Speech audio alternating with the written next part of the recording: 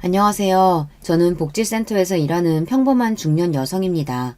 무료할 때면 채널에 올라오는 사연들을 항상 잘 시청하고 있는데요. 문득 제 이야기도 여러분들과 공유하면 좋을 것 같아 오랜만에 글을 써봅니다. 저희 부모님께서는 두 분 다 장애가 있으십니다. 부모님께서는 두 분 다 공장에서 일하셨고 저는 어렸을 적부터 넉넉하지 않는 형편에서 힘들게 자랐어요. 저희 어머니께서는 지적장애가 있으십니다. 혼자서 일상생활이 가능할 정도의 가벼운 수준이지만 확실히 일반인들과 비교하면 판단 능력이나 지적 능력에 있어서 부족함이 있기는 해요. 외할머니께서 어머니를 출산하실 때 굉장히 난산이었다고 합니다. 그 과정에서 뇌에 문제가 생겨 어머니께서는 선천적으로 장애를 안고 태어나셨어요. 그렇지 않아도 어려운 형편에 먹고 살기 막막한데 아이까지 장애를 가지고 태어나니 외할머니께서는 버티기 어려우셨던 모양이에요. 3살배기였던 어머니를 두고 집을 나가셨다고 하더라고요. 혼자 남으신 외할아버지께서 어찌어찌 어머니를 키우시다가 도저히 혼자서 바깥일하며 장애 있는 아이를 키우기에는 무리였는지 결국 어머니를 어머니의 할머니, 그러니까 제게는 증조 할머니 되시는 분께 맡기고는 종적을 감춰버리셨다고 했어요. 그 뒤로 어머니께서는 증조 할머니 밑에서 자라셨습니다. 증조 할머니께서도 넉넉한 형편은 아니셨어요. 증조 할아버지께서 일찍이 돌아가셨고 증조 할머니께서는 나라에서 주는 보조금으로 근근히 지내시는 분이었거든요. 평범한 아이도 혼자서 키우시기 힘드셨을 텐데 장애를 가지고 있는 아이니 오죽 힘드셨겠어요.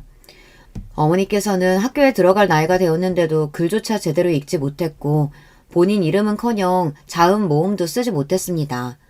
물론 장애아에 대한 기본 지식이 없으신 증조할머니 밑에서 자랐으니 제대로 된 교육을 받아볼 기회가 없었겠죠. 하지만 타고난 지능이 남들보다 낮으니 무언가를 배우고 익히는 속도도 눈에 띄게 더뎠어요. 애가 좀 컸으니 학교에는 보내야겠고 애 아빠나 애 엄마한테는 연락이 안 되니 증조할머니께서는 고민하시다가 무작정 어머니를 끌고 동사무소로 가셨다고 합니다. 그곳에서 우연히 만난 복지사의 도움으로 어머니께서는 학교에 입학하시게 되었어요. 어머니께서는 아직도 처음 만났던 담임 선생님의 시선이 생생하게 기억이 나신다고 합니다. 마치 어머니를 짐승마냥 쳐다보던 그 눈빛이 너무나 상처로 남아있다고요. 냄새나는 옷에 제대로 씻지 못해 때같은 얼굴, 머리칼, 더듬거리는 말투에 글자 하나 제대로 읽지 못하는 아이가 선생 눈에는 평범하지 않게 느껴졌을 수 있겠죠. 그렇지만 아이들을 가르치는 사람이 그렇게 사적인 감정으로 학생들을 대해서야 되겠습니까?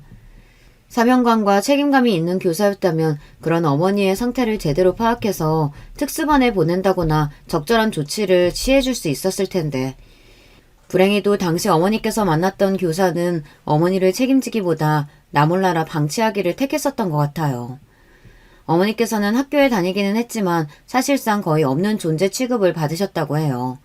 친구들도 모두 어머니께는 말 한마디 걸지 않았고 어려운 형편에 도시락을 싸줄 수 없었으니 어머니께서는 매일 점심을 쫄쫄 굶고 집으로 돌아가셨다고 합니다. 아무것도 모르는 증조할머니께서 그저 학교에서 아이 밥을 먹이겠거니 생각하셨다고 해요. 나중에서야 내내 점심을 굶고 다녔다는 것을 알게 되시고는 김치에 김이나 한맛 싸서 어머니 손에 쥐어 보내셨죠. 선생이나 친구들이나 모두 하나같이 어머니를 반기지 않았지만 어머니께서는 학교 생활이 꽤나 좋은 기억으로 남아있다고 하셨어요. 이전까지는 증조할머니와 함께 하루 종일 반지하방에 틀어박혀 곰팡이 스른 벽지나 지나가는 벌레들을 관찰하는 게 가장 즐거운 일이었는데 학교에 입학하고 난 후로는 매일같이 바깥을 나가고 새로운 것들을 보고 들으니 심심할 틈이 없었다면서요. 마음 터놓고 지낼 수 있는 또래 친구 한 명 없지, 기댈 수 있는 든든한 어른 하나 없지, 누구보다도 공평하고 학생들을 위해줘야 할 담임 선생님은 어머니를 방치하고 증조할머니께서도 그리 바람직한 장애아 양육자는 아니었으니 도저히 밝고 건강하게 자랄 수 있는 환경이 아니었는데도 저희 어머니께서는 신기할 만큼 긍정적인 성격으로 자라셨습니다. 주변 사람들이 하나같이 너 어디 모자라냐, 왜 이렇게 멍청하냐 비난을 퍼붓고 못되게 굴어도 어머니께서는 방에 틀어박히기보다는 세상과 정면으로 부딪히기를 선택하셨어요. 중학교에 입학할 나이가 되어서는 다른 친구들과의 직접 수준 차이가 두드러지게 나타났었고 다행히도 중학교에서 처음 만난 담임교사가 어머니의 상태를 파악한 후 특수학급으로 배치를 해주었다고 했어요. 게다가 어머니께서는 그 나이 때까지 장애 등록이 안 되어 있었다고 하더라고요. 주변 어른들의 무관심과 무지가 만들어낸 결과였죠. 담임교사의 도움으로 장애 등록과 특수학급 배정을 마친 어머니께서는 조금 더 행복한 학교 생활을 하게 되었습니다. 특수학급에는 어머니와 비슷한 친구들이 많았고 특수학급 담당 교사는 다른 선생님들과 다르게 장애아의 특성에 대해 잘 이해하고 어머니께 어느 정도 관심을 기울여 주시는 분이었어요. 그분의 가르침 밑에서 어머니는 기본적인 상식과 지식 소양을 쌓았고 중학교를 졸업할 무렵에는 일반인에 비해 그리 부족한 것이 없는 수준이 되었다고 해요.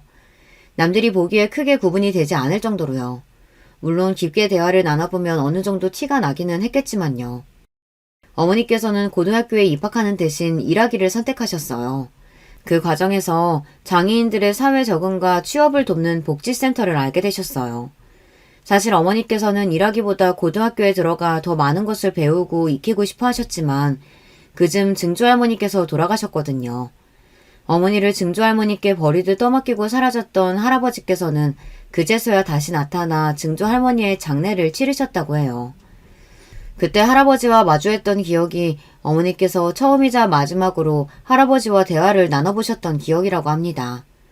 할아버지께서는 어머니께 잘 자랐구나, 잘 지내라 이런 통상적인 이야기만 남기고 장례 절차가 끝난 후 다시 바람같이 사라져 버리셨다고 해요. 나중에서야 들은 얘기지만 할아버지께서는 재혼하셔서 자식들도 낳고 멀쩡한 다른 가정을 꾸리셨다고 하더라고요. 솔직히 할아버지가 원망스러운 마음이 없다고 하면 거짓말이겠죠. 아무리 장애가 있는 아이라고 한들 본인과 상대방의 사랑으로 인한 결실이고 어머니께서는 본인이 선택하셔서 세상에 태어난 것이 아니니까요. 부모로서의 최소한의 도리는 다 해야 했다고 생각해요. 그 생각은 한참 시간이 지난 지금도 변하지 않았습니다. 증조할머니가 돌아가신 뒤로 어머니께서는 실질적인 보호자가 없어 시설에 들어가야 할 예정이었지만 복지센터의 도움으로 시설에 가는 대신 일자리를 구하게 되었어요. 어머니께서 처음 일하게 되신 곳은 봉제 공장이었습니다. 손재주가 좋으셨던 어머니께서는 금세 일에 적응하셨다고 해요.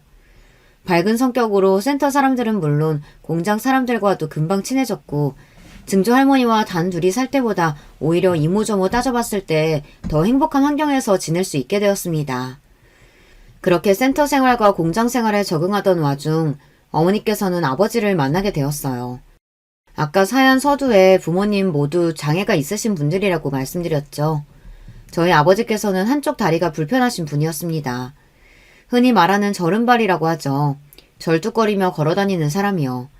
선천적으로 장애를 가지고 태어나신 어머니와 달리 아버지께서는 후천적인 사고로 장애를 가지게 되었어요. 젊었을 적 아버지께서는 한 덩치하시는 분이었대요. 남들보다 키도 크고 운동도 아주 잘했다고 하셨습니다. 그래서 운동선수가 꿈이었다고 하셨어요. 야구였는지 축구였는지 너무 오래전에 들은 이야기라 지금은 기억이 흐릿하지만요.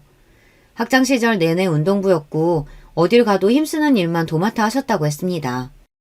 그러던 어느 날 친구와 운동을 하다 발을 헛디뎌 크게 넘어졌고 그 와중에 왼쪽 다리를 심하게 다쳐 평생 다리를 저는 장애를 얻게 되었어요. 그날 이후로 아버지께서는 시류에 빠져 방에만 박혀 지내셨다고 해요. 친구들도 많고 언제나 남들을 이끌고 다니는 성격이었지만 남들이 절은발이라 비웃을까봐 겁나서 밖에도 나가지 못하게 되었다고요. 왜 나한테만 이런 일이 일어났을까 세상이 원망스럽고 언제 어디서나 남들의 부러움을 한몸에 받던 건강한 사람이었는데 한순간에 모든 사람들이 본인을 불쌍하다는 눈빛으로 쳐다보니 그 사실을 견디기가 몹시 힘드셨다고 합니다. 요즘 같은 시대에야 장애인 관련 복지시설이나 제도도 잘 되어 있고 장애인을 차별하면 안 된다. 일반인과 똑같은 시선을 바라봐줘야 한다. 이렇게 사회적 인식이 많이 바뀌었지만 아버지께서 젊으셨을 적만 해도 사회적 분위기가 그렇지 않았으니까요.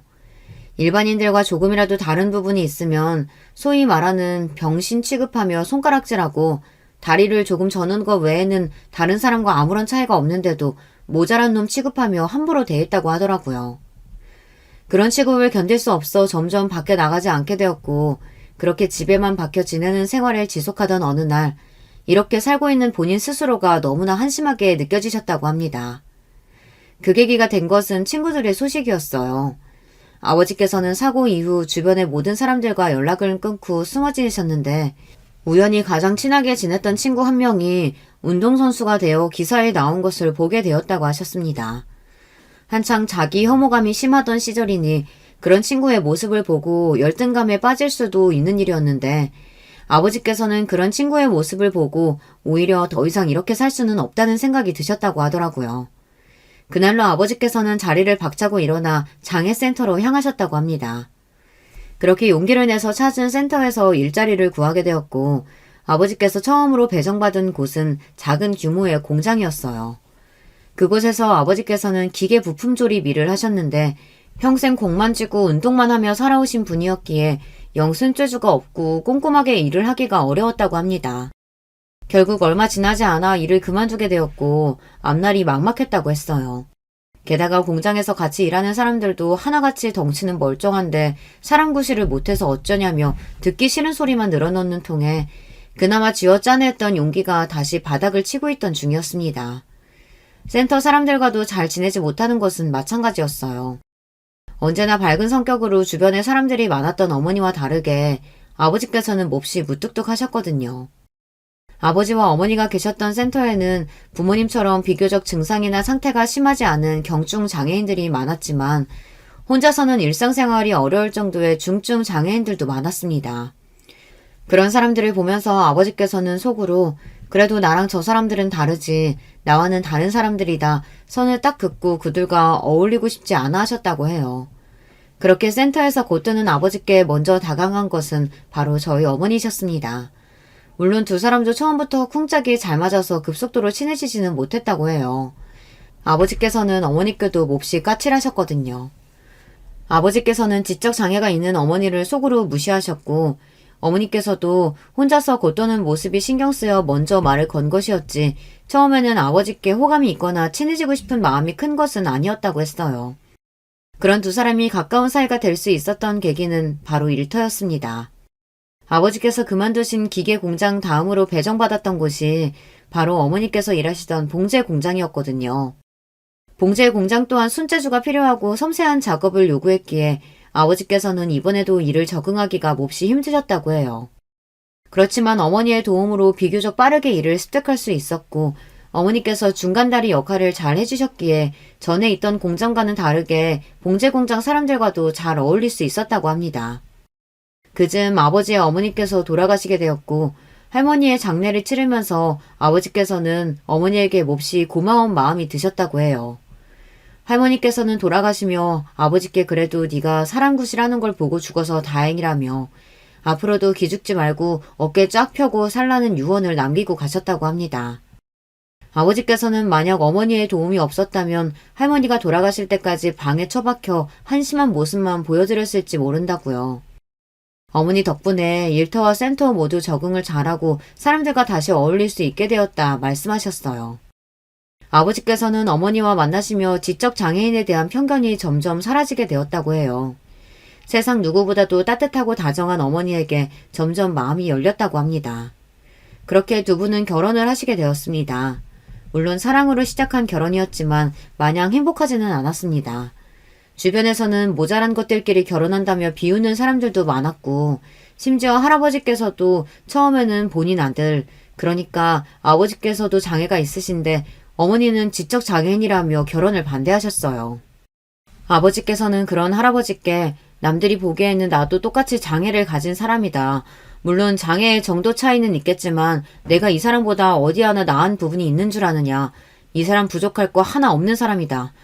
이 사람 덕분에 내 장애와 앞으로의 삶에 대해 진지하게 받아들일 수 있게 되었다. 내가 평생을 다해서 고마워해야 할 사람이다. 진심을 가득 담아 설득하셨고 결국 할아버지께서도 고집을 꺾고 두 분의 결혼을 허락하시게 되었습니다. 두 분 다 봉제 공장에서 일하셨기에 경제 사정은 넉넉하기가 힘들었어요. 게다가 불경기로 두 분이 일하던 봉제 공장이 얼마 안 가 문을 닫게 되면서 먹고 살 길이 더 막막해지게 되었습니다. 손재주가 좋았던 어머니께서는 그래도 곧 다른 직장에 취업하셨지만 아버지께서는 일할 수 있는 곳이 많지 않았어요.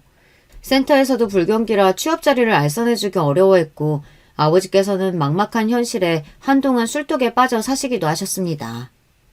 어렸을 적 아버지의 모습을 떠올리면 항상 어머니에게 윽박지르시고 화내시고 혼자서 주방 식탁에 앉아 술을 마시는 모습이 생각나요. 아버지께서는 술에 잔뜩 취해 어머니께 막말을 쏟아내기도 하셨습니다.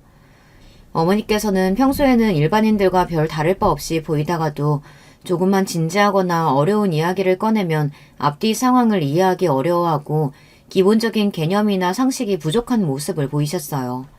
그럴 때마다 아버지께서는 답답한 마음에 어머니의 지적장애를 다 알고 계시면서도 이런 쉬운 걸 몇 번이나 설명을 해줘야 한다며 화를 내셨습니다. 그럴 때마다 어머니께서는 울며 아버지께 사과를 하셨어요. 미안하다, 죄송하다, 내가 모자라서 미안하다. 그런 두 분의 모습을 보며 자랐으니 당연히 저는 아버지보다는 어머니 편이었습니다. 어머니께서는 지적장애가 있긴 하셨지만 제게는 전혀 부족한 어머니가 아니었어요. 어머니께서는 운동회나 소풍이 있는 날이면 꼭 장을 직접 봐오셔서 제게 김밥을 싸주시고는 했습니다.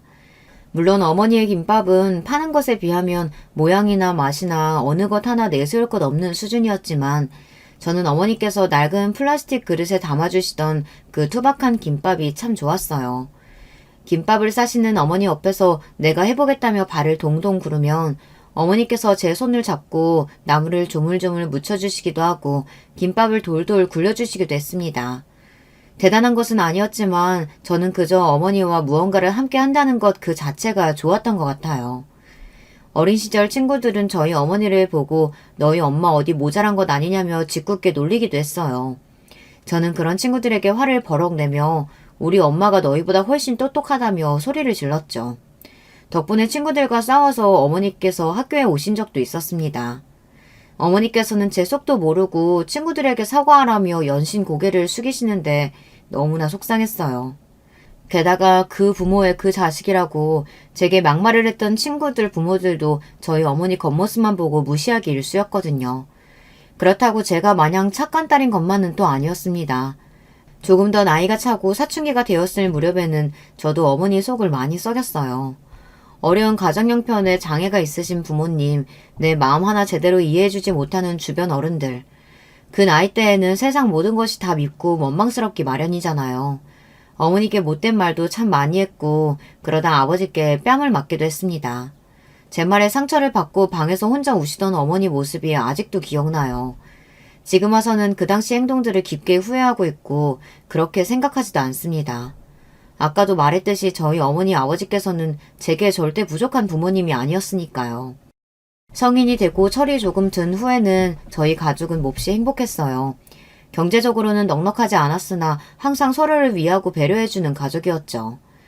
아버지께서도 새로운 직장을 구하신 이후로는 술을 단칼에 끊으시고 일절 입에도 대시지 않았습니다. 저는 성인이 된 후 작은 회사에 들어갔고 첫 월급으로 부모님과 함께 소고기를 먹으러 갔습니다. 어머니께서는 이렇게 비싼 식당에 와도 되는 거냐며 호들갑을 떠셨고 아버지께서는 별 말씀 안 하셨지만 몹시 좋아하셨던 기억이 나요. 앞으로도 돈 많이 벌어서 두 분 제가 꼭 호강시켜드리겠다 호언장담을 했었어요. 그러나 그게 저희의 처음이자 마지막 가족 외식이 되었습니다. 그날도 평소와 다름없는 하루였어요. 저는 아침에 일어나 어머니께서 차려주신 아침을 먹고 아버지와 어머니께 인사를 드리고 출근을 했습니다. 그날 제게 인사를 해주시던 아버지 얼굴이 참 생생하게 기억에 남아있어요. 진한 눈썹에 이마에 자글자글한 주름, 거뭇거뭇한 수염 밑으로 환히 웃으시던 아버지의 얼굴이요. 그 인사가 마지막 인사가 될 줄 알았더라면 한 번 더 안아드릴 걸, 조금이라도 더 오래 있다 나올 걸 때늦은 후회를 하기도 했습니다. 그날 아버지께서는 일터에서 돌아가셨어요. 기계 사고였고 제때 응급처치를 받지 못해 병원으로 실려가던 도중 눈을 감으셨다고 합니다. 너무나 갑작스러운 이별이었고 한동안 정말 힘든 시간을 보냈어요. 아버지의 장례식장에서 어머니는 정말 혼절하실 듯 우셨습니다. 평생 살아오면서 어머니께서 그렇게 구슬프게 우는 모습은 본 적이 없었어요. 새로 구한 직장에서 모자라다며 구박을 받고 돌아오셨을 때도 아버지께서 술을 드시고 어머니께 폭언을 쏟아내실 때도 그렇게 기절할 만큼 꺽꺽대며 웃으는 모습은 본 적이 없었습니다. 이제야 조금 행복해지려던 참인데 하늘이 참 무심하더라고요. 그렇지만 마냥 세상을 원망하고 있을 수만은 없었습니다. 어머니와 저는 세상에 단 둘이 남겨지게 되었고 어머니를 위해 조금 더 단단해져야만 했으니까요. 어머니는 아무리 나이를 드셔도 언제나 소녀 같은 분이셨어요. 항상 순수하고 때묻지 않는 마음으로 살아오셨죠. 나보다 주변 사람들을 먼저 챙기는 천사표였습니다. 그런 어머니 곁에도 어머니처럼 좋은 사람들만 있으면 참 좋으련만 세상이 어디 그렇게 녹록한가요? 부족한 부분이 있는 사람 아픈 곳을 쑤셔 어떻게든 등골을 빼먹으려는 못된 놈들이 꼭 존재하기 마련이잖아요. 어머니께도 그런 사기꾼 몇몇이 다가왔고 어머니는 의심 없이 그놈들에게 마음을 열었다 사기를 당하게 되었습니다. 그 과정에서 어머니와 함께 살고 있던 집과 통장에 모아두었던 2천만 원 가량을 모두 잃어버릴 뻔했습니다. 남들에게는 큰돈이 아닐 수도 있지만 저와 어머니께는 평생을 바쳐 모아온 전 재산이었어요. 그 과정에서 저와 어머니를 도와준 것이 바로 남편이었어요. 당시에는 정말 하늘에서 보내준 천사라도 되나 싶은 마음이었지만 지금 와서는 어디서부터 날 속여왔던 건가 의심스러운 마음이 크네요. 어찌되었든 한순간에 모든 재산을 빼앗기고 거리에 나앉게 생겼던 저와 어머니를 남편이 사방팔방으로 뛰어다니며 변호사도 구해주고 여러 기관에 연락도 해주며 물심양면으로 도와주었고 결국 그 사기꾼 놈을 잡아 돈을 다시 돌려받게 되었습니다. 남편은 저희 부모님이 만나셨던 센터처럼 장애인을 위한 각종 복지나 도움을 주는 기관에서 일하는 사람이었어요. 그래서 처음에 더욱더 별 의심 없이 마음을 열었던 것 같습니다. 남편은 복지센터에서 일하는 사람이었던 만큼 장애인에 대한 편견도 없고 참 다정한 사람이었어요. 그런 남편은 아버지께서 돌아가신 뒤로 쉴 틈 없이 달려왔던 저에게 기댈 곳을 마련해 주었어요. 저는 자연스레 남편과 가까운 사이가 되었습니다. 한 가지 걸리는 것이 있었다면 남편이 이혼남이라는 사실이었어요. 그것도 2번이나 이혼한 경력이 있었습니다. 그나마 다행이었던 것은 남들과의 사이에서 자식이 없다는 사실이었지만 자식이 없다 하더라도 한 번도 아니고 2번이나 이혼을 했다면 어딘가 문제가 있는 사람인가 싶어지길 마련이잖아요. 그렇지만 사정을 들어보니 그럴 만한 사연이 다 있었습니다. 우선 첫 번째 부인과는 어렸을 적부터 옆집에서 자란 누나 동생 사이라고 했어요. 서로 가까이 지내다 보니 자연스레 호감이 생겼고 연애를 하다 아이가 생겨 20대 초반의 어린 나이에 결혼을 했다고 했습니다. 첫 번째 부인은 어린 시절부터 몸이 약한 편이었는데 임신을 한 후에도 이런저런 이유로 자주 알아눕고 병원을 밤낮으로 드나들었다고 해요. 남편은 그런 첫 번째 부인을 위해 거의 하루 종일 옆에 붙어 간호를 해줬지만 결국 10달을 채우지 못하고 조산을 하게 되었고 그 과정에서 아이와 첫 번째 부인 모두 목숨을 잃게 되었다고 합니다. 그 뒤로 남편은 마음의 상처를 입고 오랜 기간을 혼자 지냈다고 해요. 다시 새로운 사람을 만날 자신도 없고 태어나지도 못한 아이와 젊은 나이에 요절한 첫 번째 부인에게 평생 속죄하며 살 생각이었다고 합니다. 그렇게 복지센터에서 일하게 되었고 2번째 부인을 만나게 되었어요. 2번째 부인은 저희 어머니와 같이 지적장애가 있는 사람이었다고 합니다. 처음에는 센터 직원과 상담자 사이로 만났지만 자주 마주치고 대화를 나누다 보니 마음이 잘 맞는 사람이라는 생각이 들었다고 해요. 그렇지만 이 감정이 이성적인 호감인지 그저 어려운 상황에 처한 사람에게 드는 동정심인지 구분이 잘 가지 않았다고 합니다. 게다가 주변에서는 어려운 사람들을 돕는 것과 그 사람과 가족이 되는 것은 완전히 다른 일이라며 순간의 감정에 휩싸여 잘못된 선택을 하지 말라 다들 남편을 말렸다고 해요. 남편 또한 전 부인에게 호감이 있기는 했지만 결혼하기까지는 많이 망설여졌다고 했습니다. 그렇지만 결국 남편은 전 부인과 결혼을 했고 주변의 걱정과 만류와는 달리 둘은 아주 행복했다고 해요. 그렇지만 남편의 행복한 신혼생활은 이번에도 오래가지 못했습니다. 아까 제가 세상에 착한 사람들만 있으면 참 좋으련만 꼭 남의 부족하고 아픈 부분을 건드려서 등골까지 빼먹으려는 나쁜 놈들이 있다고 이야기를 했었죠. 남편의 전부인 곁에도 그런 못된 놈들이 다가왔던 모양이에요. 당시 남편의 전부인은 센터의 도움으로 취업 자리를 구해 작은 회사에서 간단한 서류 업무를 하고 있었어요. 지적으로 문제가 있는 사람이었지만 단순 반복 노동에 가까운 일이었기에 별 문제 없이 수월하게 일했다고 해요. 별 문제 없이 오래 근무하며 회사 사람들과도 자연스레 가까워졌다고 합니다. 그중 회사에 불만을 품고 있던 직원 한 명이 남편의 전부인에게 접근해 사기를 쳤고 결국 전부인은 그 말에 넘어가 직장도 잃고 그동안 차곡차곡 모아두었던 돈도 전부 잃어버렸다고 하더라고요. 남편은 그런 전부인에게 괜찮다며 몇 번이고 그녀를 달래주었지만 전 부인은 스스로를 비관하다가 그런 상황을 견디지 못하고 결국 차에 뛰어들어 자살을 했다고 했습니다.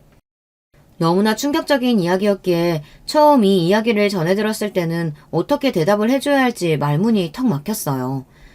남편은 오랜 시간이 지난 일이라 지금은 어느 정도 덤덤해졌다며 괜찮다 말했지만 이런 상처가 있는 사람을 내가 보듬어 줄 수 있을까 싶은 생각이 들더라고요.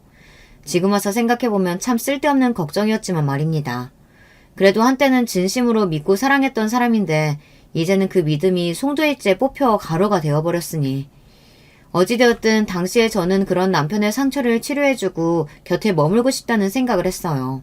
그래서 남편과 결혼을 결심하게 되었습니다.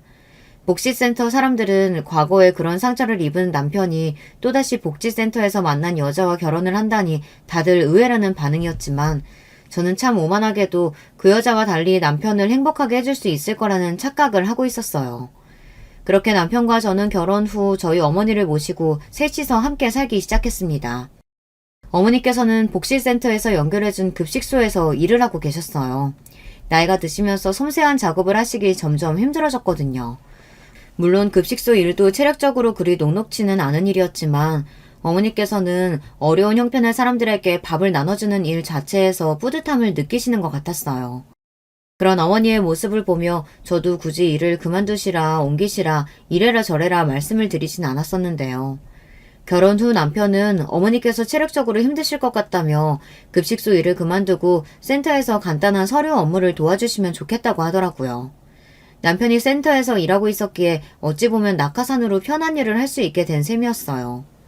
그래서 어머니께서는 약간 아쉬워하시는 눈치긴 했지만 어머니께서 한번 크게 사기를 당하신 뒤로 저도 너무 걱정이 되던 참이었기에 남편의 말대로 일터를 옮기시게 되었습니다. 그때부터 조금씩 이상한 낌새가 시작되었어요. 저 또한 따로 직장이 있었기에 매일 아침부터 출근해 저녁 늦게 집에 돌아왔고 남편이 어머니와 같은 일터에서 일하다 보니 저보다 어머니를 잘 챙겨줄 것이라고 막연하게 생각했습니다. 복지센터에서 일하기 시작한 뒤로 어머니께서는 묘하게 지쳐 보이셨어요. 그저 새로운 일에 적응하려니 힘드신가 싶었고 무슨 일이 있냐 여쭤봐도 어머니께서는 고개만 저으셨습니다. 남편이 일하던 복지센터는 작은 규모의 기관이었는데 국가에서 관리하는 공립기관은 아니고 사설복지재단 같은 곳이었어요. 시어머니, 시아버지 그리고 시누이 한 명까지 전부 그 센터에서 함께 일을 하고 있었습니다. 때문에 당시 저는 시댁 식구들 모두가 은인 같은 존재들이었어요. 사기를 당해 당장 거리에 나앉게 생겼던 저와 어머니를 도와주었고 남편과 결혼하면서 제 인생에 안정감과 행복까지 가져다 준 사람들이라고 생각했으니까요. 특히 저는 시댁 식구들 중에서도 시누이와 빠르게 가까워졌어요. 시누이는 저와 동갑이었거든요. 게다가 장애를 가진 사람들에게 누구보다 기쁜 마음으로 봉사하는 사람이었어요. 그래서 그 나이까지 결혼도 하지 않고 혼자 살고 있었고요. 어렸을 적부터 앞만 보고 열심히 달려오느라 제대로 된 또래 친구 한 명도 사귀지 못했던 저에게 시누이는 꼭 친구처럼 다정하게 다가와 주었어요. 저는 얼마 지나지 않아 제 마음속 깊은 곳에 있는 이야기까지 다 터놓을 정도로 시누이를 신뢰하게 되었습니다. 제가 하루 종일 어머니 곁에 붙어있지 못하니 어머니가 많이 걱정되기도 하였는데요. 시누이가 항상 어머니 식사며 이것저것 챙겨주며 제게 인증사진을 보내주기도 하고 오늘 센터에서 이런 일이 있었다며 이야기를 해주기도 했어요. 그런 시누이에게 참 고마운 마음이었고 내가 무슨 복이 있어 이런 시댁 식구들을 만났나 싶었습니다. 제가 생각하기엔 전에 계시던 급식소보다 일도 훨씬 편하고 주변에 챙겨주는 사람들도 많으니 어머니 성격상 우울하거나 힘들어 하실 일이 전혀 없을 텐데 이상하게 어머니께서는 날이 갈수록 말씀이 없어지셨어요. 혹시나 하는 마음에 시댁 식구들을 괴롭히냐 아니면 뭔가 불편한 점이 있냐 나한텐 괜찮으니 편하게 말씀하시라 이야기를 꺼내도 어머니께서는 그저 피곤해서 그런 거라며 다들 너무 잘해주신다 그런 말 꺼내지도 말라 고개를 가로저었습니다. 그렇지만 저는 의심을 쉽게 거두기 힘들었어요. 사람들과 어울리는 걸 그렇게 좋아하시는 분이 아무리 시간이 지나도 시댁 식구들과는 편하게 지내시는 것 같지가 않더라고요. 제 앞에서는 분명 시누이가 어머니를 알뜰살뜰 챙겨주는 것 같고 남편도 자나깨나 센터 사람들과 어머니 그리고 제 걱정을 해주고 그런데도 어머니께서는 결혼한 지 한참이 지났는데도 남편에게 여전히 존댓말을 사용하고 묘하게 시댁 식구들을 어려워하는 눈치였습니다. 어머니가 아무리 괜찮다고 말씀하셔도 저는 어머니를 평생 동안 봐왔잖아요. 아무래도 제게는 말씀을 하지 않으실 것 같다는 생각에 다른 센터 직원에게 몰래 부탁을 했습니다. 부탁이라고 해서 거창한 것은 아니고 평소 어머니께서 센터에서 일하실 때 어떤 느낌인지 살펴달라는 말이었어요. 그렇게 일주일이라는 시간이 지나고 직원에게 다시 그 이야기를 꺼냈을 때 직원은 대수롭지 않다는 듯 별 문제 없다는 말을 전해왔습니다. 남편과 시누이는 제 생각처럼 어머니를 알뜰살뜰 잘 챙기고 어머니도 큰 어려움 없이 일에 적응하고 잘 지내고 계신다면서요. 물론 다행이었지만 그래도 어딘가 찜찜한 마음은 지울 수가 없었어요. 어머니께서 아무런 문제가 없으신 분이라면 또 모르겠지만 겉으로 보기엔 멀쩡해도 일반인들과는 확실히 차이가 있었으니까요. 정신적으로도 남들보다 단단하지 못하기에 남의 말에 쉽게 휘둘리기도 하고 잘못된 인식을 가지기도 쉽기 때문에 걱정이 더 많이 들었어요. 소위 말해서 그런 행위를 가스라이팅이라고 하죠. 혹시 여러분들께서는 가스라이팅이라는 개념에 대해 알고 계신가요? 가스라이팅이란 타인의 심리나 상황을 교묘하게 조작해 그 사람이 현실감과 판단력을 잃게 만들고 그런 행위를 통해 타인의 행동을 통제하는 것을 말합니다. 이는 정신적 학대의 일종으로 연인 사이나 부모 자식 간의 관계 등 주로 가깝고 친밀한 사이일수록 많이 일어나는 일이에요. 지적으로 아무 문제가 없는 멀쩡한 사람들도 쉽게 당할 수 있는 일인데 특히 정신적으로 문제가 있는 우울증 환자들이나 지적 장애인들은 훨씬 취약할 수밖에 없는 일이죠. 넌 내 말을 들어야 해. 나 말고 다른 사람들은 모두 나쁜 놈들이고 나만이 너를 위하는 사람이야. 이런 말들을 지속적으로 듣다 보면 판단 능력이 멀쩡한 사람들도 자기도 모르는 사이에 가스라이팅에 당해 넘어갈 수 있어요. 본인이 어떤 취급을 받는지에 대한 객관적인 판단이 안 된다는 뜻입니다. 저는 혹시 시댁 식구들이 남들이 보는 앞에서만 어머니께 친한 척 굴고 뒤로는 이런 식으로 어머니께 나쁜 생각을 심어주고 있는 게 아닌가 그런 생각이 들었어요. 그래서 제가 어머니께 혹시 무슨 일이 있냐, 시댁 식구들이 괴롭히냐 여쭤봐도 쉽게 말씀을 꺼내시지 못하나 싶었습니다. 솔직히 말하면 그런 생각을 하면서도 시댁 식구들에게 미안한 마음이 컸어요. 그 당시 어머니뿐만 아니라 저 또한 시누이 남편을 비롯한 시댁 식구들에게 정서적, 경제적으로 큰 의지를 하고 있었거든요. 나와 어머니에게 이런 큰 은혜를 베풀어준 사람들에게 이런 생각을 가진다는 것 자체가 아주 나쁜 짓처럼 느껴졌거든요. 저 또한 그들에게 저도 모르는 사이에 가스라이팅을 당하고 있었던 것이죠. 그렇게 의심만 품고 제대로 확인은 해보지 못한 채 시간이 흘러갔어요. 저는 그 사이에 직장일로 바빴고 점점 시댁 식구들과 그런 생활에 익숙해져 부끄럽게도 어머니를 잘 돌보지 못했습니다.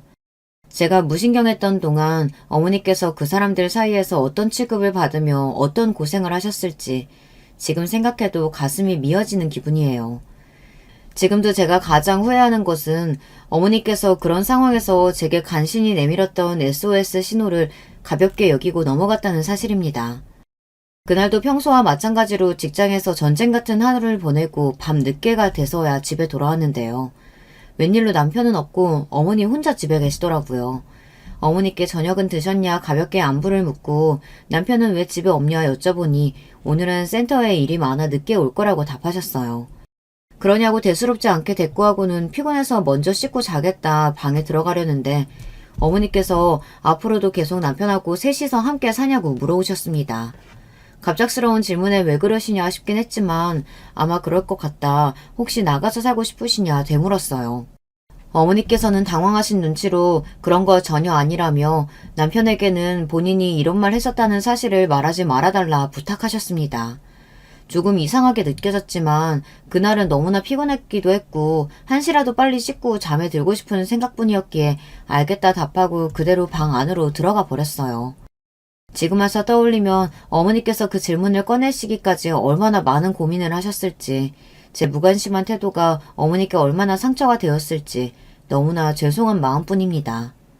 그렇게 얼마간의 시간이 흐르고 사건은 터졌어요. 어머니께서 센터에서 일하시던 와중 갑자기 쓰러져 혼수 상태가 되신 겁니다. 직장에서 이러던 와중 그 소식을 듣고 너무나 놀라 자리를 박차고 일어나 병원으로 달려갔습니다. 병원에는 이미 시댁 식구들이 모두 와 있었고 저는 엉엉 울며 이게 도대체 어떻게 된 일이냐, 어머니께서 왜 갑자기 쓰러지신 거냐 남편에게 물었습니다. 그러나 당연히 저처럼 어머니를 걱정하고 있을 줄 알았던 시댁 식구들은 모두 덤덤한 표정이었어요. 미친 사람처럼 오열하는 제게 유난 떨지 말라며 다른 환자들에게 방해되니 조용히 하라고 혀를 차더라고요. 전혀 예상하지 못했던 반응에 놀라서 울음도 멈출 지경이었습니다. 어머니께서 혼자서 계단 내려가시다 굴러 떨어지셨어. 머리를 부딪혀서 일어나기 힘드실 거라고 하더라. 뭐? 계단에서 굴러 떨어졌다고? 어머니께서 혼자 그렇게 되시는 동안 당신은 어디서 뭘 하고 있었는데? 내가 무슨 어머니 시종이라도 되는 줄 알아? 하루 종일 붙어서 어머니 감시하고 있게? 안 그래도 일 처리 제대로 못하는 거 그 뒤치다꺼리 하느라 내가 얼마나 바쁜데. 당신 방금 뭐라고 그랬어? 아무리 그렇다고 해도 어머니께서 쓰러지셨는데 어떻게 그렇게 아무렇지도 않을 수가 있어? 요란 떨지 마. 사람은 누구나 때 되면 다 죽는 법이야. 당신도 나도 언제 어떻게 죽을지 모르는 법이라고. 이렇게 되는 게 당신 어머니 운명이었나 보지. 남편뿐만 아니라 시누이도 시부모님께서도 모두 냉랭한 반응이었어요. 다들 약속이나 한 듯이 병실을 우르르 빠져나갔어요. 의사는 아마 다시 눈을 뜨시기 힘들 거라며 제게 마음의 준비를 해야 한다는 말을 전했습니다. 한평생 제대로 호강도 시켜드리지 못하고 이렇게 한순간에 어머니마저 잃어야 한다는 생각에 정말 기절할 정도로 울었던 것 같아요. 그동안 믿고 의지했던 시댁 식구들에 대한 배신감과 어머니를 제대로 돌보지 못했던 저 스스로에 대한 죄책감, 혐오감, 여러 감정들이 몰려와 그날은 그렇게 하루 종일 어머니의 침대 앞에서 미친 사람처럼 울기만 했던 것 같습니다. 그렇게 다음날 지친 몸을 이끌고 집으로 돌아왔는데 이상하게 짐이 썰렁했어요. 알고 보니 시댁 식구들 모두 다 같이 해외여행을 떠난 것이더라고요. 기가 차다 못해 현실을 믿기지 않았습니다. 어떻게 이런 일이 내게 벌어질 수가 있지? 내가 그동안 봐왔던 시댁 식구들의 모습은 전부 거짓말이었던 걸까? 너무나 혼란스러웠고 제대로 된 판단이 되질 않았어요.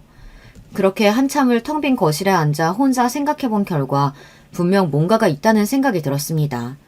아무리 시댁 식구들이 지금껏 제게 보여준 모습이 전부 꾸며낸 모습이었다 하더라도 사람이 쓰러져 사경을 헤매는 상황에 갑자기 단체로 해외여행을 떠난다니 상식적으로 너무나 이해가 가지 않는 행동이잖아요.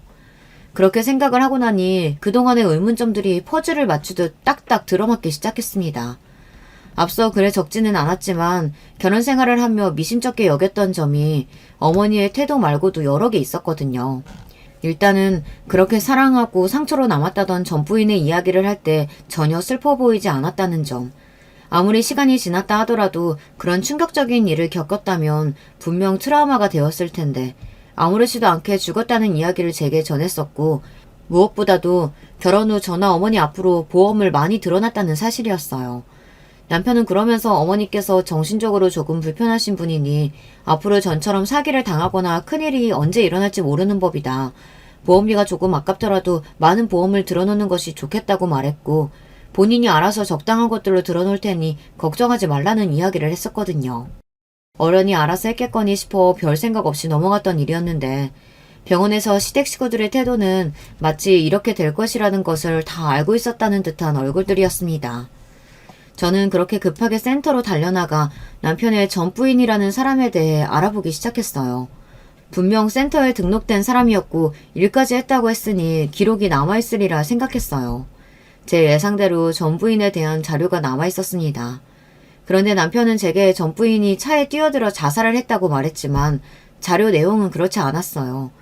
서류에는 교통사고가 아니고 낙상사고를 당해 사망했다고 적혀있더라고요. 그때 싸한 느낌이 들었고 그 길로 바로 경찰서를 찾아갔습니다. 처음에는 영 심드렁하게 제 이야기를 듣던 경찰관도 제가 서류들과 이런저런 증거들을 내미니 심각한 표정이 되어 저를 다른 검찰에게 연계해 주더라고요. 그렇게 시댁 식구들이 해외여행을 신나게 즐기고 돌아오는 일주일 동안 수사가 1차 처리로 진행되었고 정말 놀라운 결과가 드러났습니다. 머릿속에 퍼즐이 맞춰졌을 때부터 어느 정도 예상은 하고 있었던 일이었지만 시댁 식구들은 정말로 파렴치한 보험 사기단이었어요. 전 부인은 물론 가장 처음 만났던 전전 부인까지 모두 부인들 앞으로 보험을 잔뜩 들어놓고 남들 눈을 속여 악독한 짓거리를 저지른 뒤 보험금을 타먹었던 것이었어요. 겉으로 봤을 때는 누구보다도 어려운 상황에 처한 장애인들을 위하는 마음 따뜻한 사람들이고 국가에서 운영하는 기관이 아니고 사기업에 가까운 복지재단이다 보니 감사가 느슨해 벌어졌던 일이었습니다. 그 짐승보다 못한 인간들은 일부러 연고도 없고 어려운 상황에 처해 있는 장애인을 꼬셔서 결혼한 후 본인들을 믿게 만들고 신뢰감을 쌓은 뒤 그런 짓을 저질러 왔던 것이었어요. 결혼을 하지 않은 줄 알았던 신우이도 알고 보니 이미 한 번 이혼한 경력이 있었고 그 상대 또한 센터에서 만났던 장애인 남자였어요. 어떻게 사람의 탈을 쓰고 그런 미친 짓거리들을 저지를 수 있는지 지금 이 글을 쓰는 순간에도 분노로 온몸이 부들부들 떨립니다. 어머니께서 시댁 식구들을 어려워하셨던 것도 제 앞에서만 어머니께 잘하는 척했지 제 예상대로 뒤에서는 어머니께 반말이며 폭언을 일삼았고 그러면서 이런 사실을 제게 알리면 지금 살고 있는 집이며 재산이며 전부 빼앗아갈 거다. 당신들 다시 길거리에 나앉아야 된다. 그리고 앞으로 평생 일 못하게 만들어줄 거다. 협박을 했다고 하더라고요. 어머니께서는 정상적인 판단을 하지 못하는 상태였고 그렇게 뒤에서 온갖 구박을 들으며 버텨오셨던 겁니다. 제게 해를 끼칠까 봐서요. 그 사실을 알고 나서 정말 억장이 다 무너지는 기분이었습니다. 안정되고 행복한 삶을 원했던 제 욕심 때문에 어머니께서 그런 상황에 처하지다 못해 남들 손에 돌아가실 뻔했다니. 만약 어머니께서 눈을 뜨지 못하시고 그대로 병원에서 돌아가셨다면 저는 남은 인생 동안 저를 절대 용서하지 못했을 거예요. 시댁 식구들은 공항에서 대기하고 있던 경찰들에게 체포되었고 그대로 재판에 넘겨지게 되었습니다. 어머니께서는 얼마 지나지 않아 기적처럼 눈을 뜨셨고 지금은 사고 전처럼 멀쩡해지셔서 정상적인 생활을 하고 계세요. 그 짐승반도 못한 인간들은 모두 다 실형을 선고받고 깜빵에 들어갔습니다. 형사처벌과는 별개로 보험회사에 건 민사소송으로 엄청난 금액의 배상금을 물어주게 된 것은 당연한 일이겠죠. 그 과정에서 저희에게도 보상금이 나왔고 저희는 남편이라고 부르기도 싫은 그 남자와 셋이 지내던 집을 처분하고 새로운 집을 구해 이사를 나왔습니다. 그 일 이후로 어떻게 알았는지 다른 복지센터에서 연락이 와 저희를 돕고 싶다고 말했어요. 어머니와 저 모두 새로운 보금자리를 틀어 지내고 있어요. 솔직히 처음에는 이 센터도 다른 센터들과 비슷하게 비리로 가득 차 있는 거 아닌가 싶었지만 지푸라기라도 잡는 심정으로 온 것이었는데 여기서 일하시는 분들은 모두 진심으로 이타적이고 저와 어머니를 배려해 주셔서 언제나 감사한 마음으로 지내고 있습니다. 세상에 나쁜 놈들이 있으면 좋은 사람들도 있는 법이더라고요. 어머니께서는 그 사건 이후로 한동안 타인과 가까워지는 것을 두려워하셨어요. 언제나 사람들과 어울리는 것을 좋아하고 사교성이 좋으셨던 분이 저 때문에 그런 상처를 얻게 되신 것 같아 너무나 죄송한 마음이었습니다. 그러나 지금은 신체적으로나 사회적으로나 별 문제 없이 잘 지내고 계세요. 오랜만에 제가 알던 어머니의 모습을 보는 것 같달까요? 솔직히 말하자면 예전에는 남들처럼 결혼도 하고 자식도 낳고 평범한 인생을 살고 싶은 욕심이 있기는 했습니다. 그래서 남편과 만나 결혼도 한 거고 어머니께 문제가 있다는 것을 어느 정도 인지했으면서도 애써 무시하기도 했었고요. 그렇지만 그런 사건들을 겪고 어머니와 둘이 지내는 요즘 그런 것들이 다 무슨 의미가 있나 싶은 생각이 듭니다. 어머니께서 평생 저만 바라보며 살아오셨듯 저도 앞으로 남은 인생 저밖에 모르는 어머니를 위해 살아가고 싶어요. 어머니와 함께 일하고 퇴근한 후에는 둘이서 맛있는 거 해먹고 주말이면 나들이도 나가고 가끔 어머니 모시고 영화도 보러 가고 계절마다 고운 새 옷도 사드리고 하면서요. 요즘 부쩍 어머니께서 늙으신 것 같아요. 저 때문에 고생을 많이 하셔서 그런 것 같아 어머니의 흰머리를 보면 저도 모르게 눈물이 핑 돌고는 합니다. 언젠가는 어머니께서도 돌아가시겠죠. 저도 마찬가지고요. 사람은 누구나 죽는 법이니까요. 그렇기에 저는 어머니께서 돌아가시기 전까지 후회 없는 시간을 보내고 싶습니다. 어머니께서 제 곁에 계실 때는 어머니를 위한 딸로, 어머니가 돌아가신 후로는 저와 어머니처럼 어려움에 처한 사람들 그리고 불편함을 겪고 있는 우리 장애우들을 위해 살아가고 싶어요. 희생이나 봉사 같은 거창한 마음에서가 아니라 제가 평생 어머니께 받은 사랑을 보답하고 싶은 마음에서요. 거창한 얘기를 하고자 써내려간 글은 아닌데 어쩌다 보니 제 인생 다짐까지 여러분께 털어놓게 되었네요. 이 사연이 채널에 올라갈지는 모르겠으나 저 스스로도 인생을 되돌아볼 수 있는 기회가 되었던 것 같습니다. 이렇게 보니 참 다사다난 많은 일을 겪으며 살아왔네요.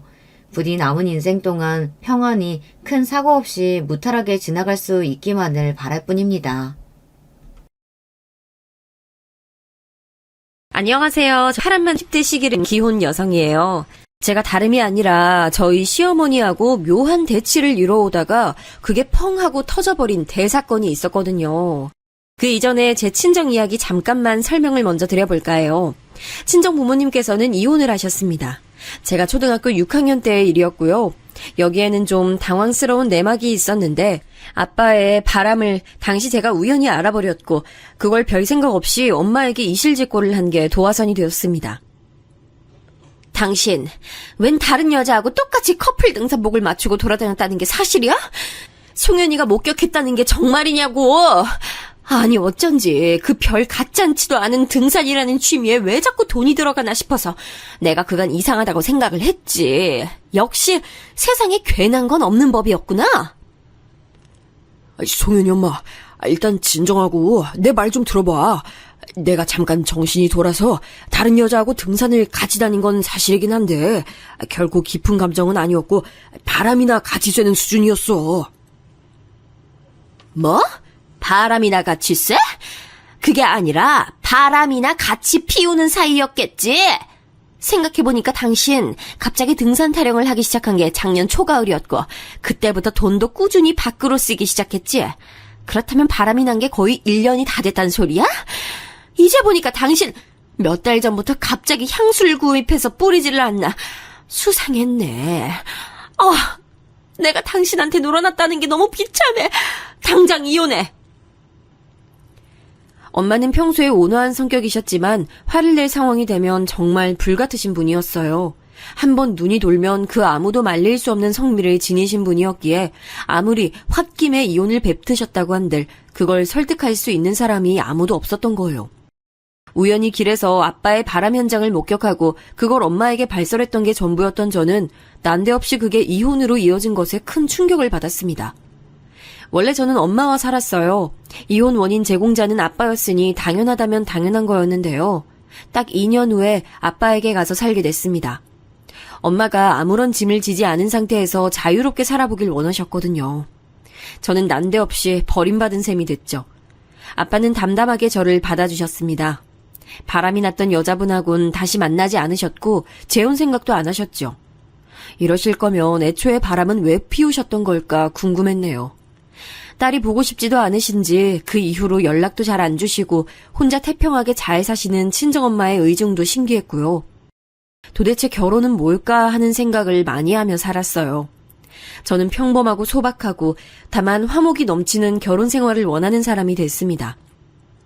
그걸 온전히 누리려면 외적으로나 내적으로나 단단히 준비가 되어 있어야 한다고 믿기도 했어요. 그렇기 때문에 사실 남편하고 그때 결혼할 생각이 없었습니다. 왜냐하면 아직 시기가 이르다고 생각했기 때문이죠. 저는 최소 30살 정도는 되고 나서야 결혼할 작정이었어요. 하지만 세상 만사가 제 뜻대로 흘러가지 않더군요. 제가 설마 혼전 임신으로 결혼하는 주인공이 될 줄이야 꿈에도 몰랐습니다. 그래서 28 늦가을에 서둘러 결혼하게 됐습니다. 참고로 남편은 저보다 4살 연상이에요. 저보다 훨씬 결혼 정년기라고 할 수 있었죠. 그런데도 금쪽 같은 아들을 장가 보내기가 시어머니께서는 무척 아쉽고 싫으신 모양이었어요. 여자가 됐으면 몸을 늘 조신하게 간수를 해야지. 발랑 까져서는 이미 뱃속에 아이가 들어섰다니. 아유, 세상이 말세다 말세야. 부끄러운 줄 알고 뱃속 아이에게도 속으로 이 결혼식처럼 굳은 행사에 참석시켜서 미안해라고 사과하면서 결혼식장 들어가. 알았어? 오빠가 나이도 있고 직장에서도 꽤 안정적이고 결혼하고도 남을 때라서 전 어머님이 이렇게 회의적인 반응을 보이실 줄은 몰랐네요. 혼자 속단해서 그렇게 생각을 하고 있었다니 어이가 쏙 빠지네. 발랑 까진 며느리 반기는 시어머니가 세상에 어디 있다고. 아이 뭘 잘했다고 그렇게 눈 땡그랗게 뜨고 있는지. 아유. 저는 막연히 남편이 나이가 어느 정도 있는 만큼 결혼을 한다고 하면 시어머니께서 반겨주실 거라고만 여겼어요.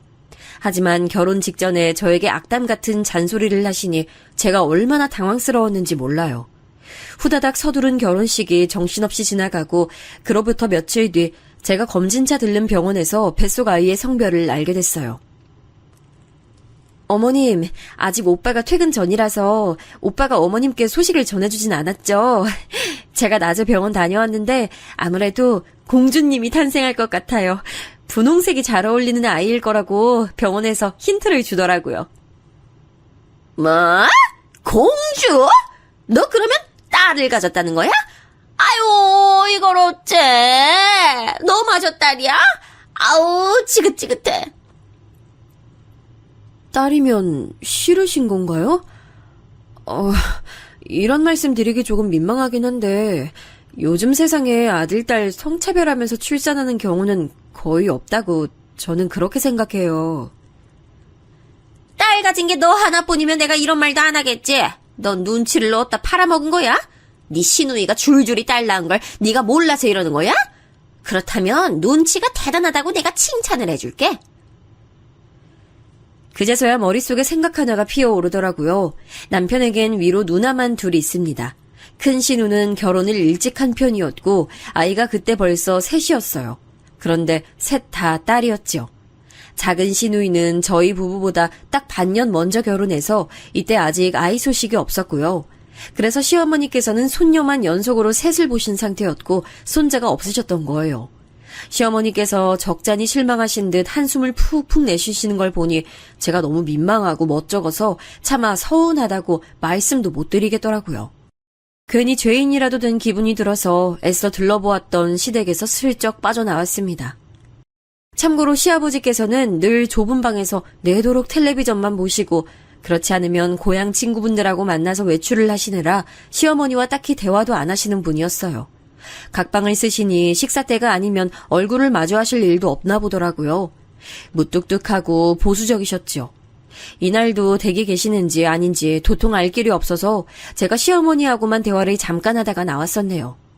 아무튼 제가 시어머니로부터 딸이라서 실망이라는 반응을 받아든 이후로 기분이 썩 좋지 못했는데요. 그런 와중에 며칠 뒤 시어머니께서 저에게 악담을 하시는 게 아니겠어요? 내가 아무리 생각해도 네 몸가짐에 대해서 불쾌하지 않을 수가 없어.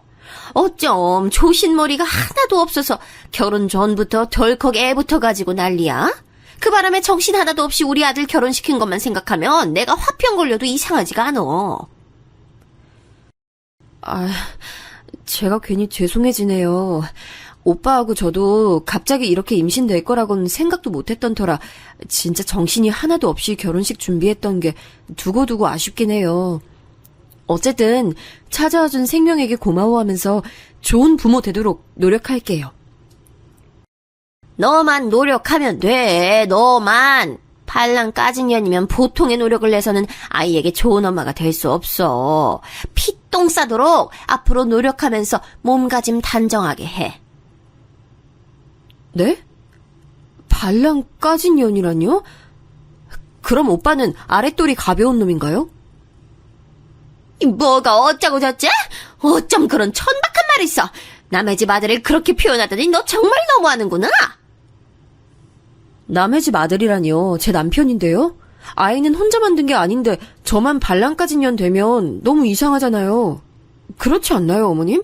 공평하게 저희 두 사람 다 발랑 까지고 아랫돌이 가벼운 부부로 할게요. 이런 세상에.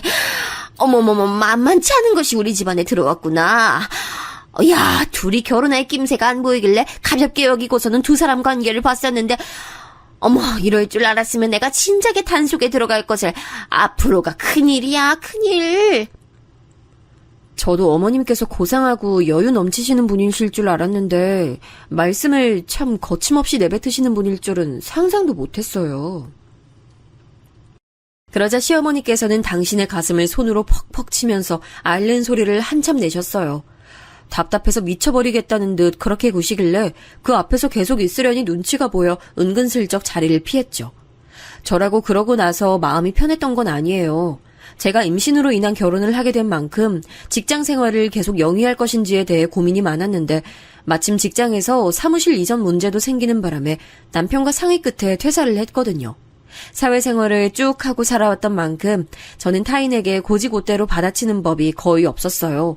왜냐하면 제가 억울한 상황일지라도 너무 솔직하게 상대를 향해 받아쳐버리면 그게 결국 저에게 어떤 대가의 화살로 되돌아올지 모르는 게 직장이더라고요. 애둘러 상황을 받아들이고 또 표현하는 법을 나름 저도 일상으로 받아들이며 살아왔단 말이죠.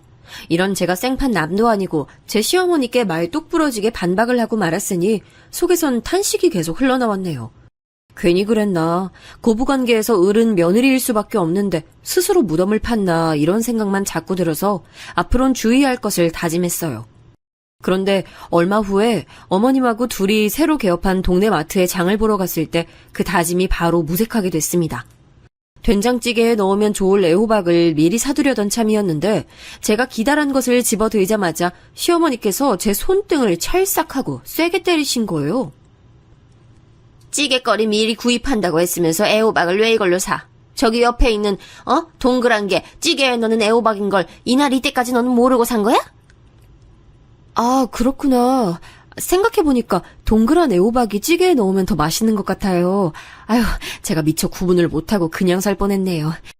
근데 어머님, 이렇게 긴 호박도 그냥 찌개에 넣으면 되긴 하지 않아요? 어디 식당에서 보니까 그렇게 하던데요. 그런 데는 저렴하게 단가를 맞춰야 하니까 그런 거라고 대충 생각을 하면 되지. 너는 안 해도 될 말을 왜 하고 난리야. 아우 참. 어미 없이 자라서 이런 방면에 영 부족할 게 뻔하니까 내가 걱정이 안 될 수가 없네. 뭐라고요? 아, 갑자기 제가 엄마 없이 자랐다는 거랑 무슨 상관이 있다고 그런 말씀을 꺼내세요. 어머님, 저 조금 서운해지려고 해요. 온전치 못한 부모 아래서 자란 것들은 꼭 이런저런 하자가 하나씩은 있기 마련이니까 내가 걱정을 안 할 수가 없어서 한마디 한 것뿐이야. 충분히 할 만한 얘기를 했건만 넌 뭐 단박에 기분 상했단 기를 그렇게 팍팍 내고 그러냐. 아유 피곤해. 시어머니께서는 제가 손잡이를 쥐고 있었던 쇼핑카트의 바퀴 부분을 발로 퍽퍽 2번 연달아 치시더니 휙 돌아서셨어요. 다음 코너로 빨리 가서 나머지 장을 보자는 신호셨는데요. 저는 제가 끌고 있었던 카트를 시어머니가 발로 그렇게 걷어찬 게 너무 기분이 나쁘더라고요. 매너 없는 행동이라는 생각이 들었고요. 그래서 착잡한 심정으로 시어머니 뒤를 따라가서 나머지 장을 보고 있는데 계산대로 다가가면서 시어머니께서는 저를 보시더니 깊은 한숨을 푹 내쉬셨습니다. 너는 어른 앞에서 표정 관리 좀 제대로 할 수 없니? 아니 누가 보면 초상집에서 갓 상 치르고 나온 줄 알겠어. 나한테 시비 걸겠다는 거야 뭐야?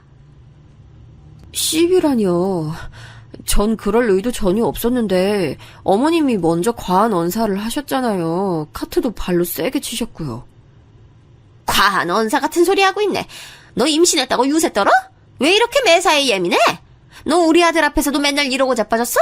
내가 너를 발로 찬 것도 아닌데 카트 이것 좀 걷어차기로써니 그걸 문제 삼는 거라는 거 자체가 황당하네. 시어머니께서 앙칼진 목소리로 저에게 일가를 날리셨고 주변 사람들이 이쪽을 힐끔힐끔 다 쳐다봤어요. 심지어 계산하시던 계산원분들도 손길을 잠깐 멈추시고 시어머니와 제 쪽을 보시더라고요. 창피함에 얼굴에 열이 확 오르는 느낌이어서 시어머니께 뭐라고 반박을 하려다가 그냥 다물었습니다. 제가 입 다물고 가만히 있으니까 시어머니께서는 옳다 싶으셨는지 이런 지적을 남기셨어요.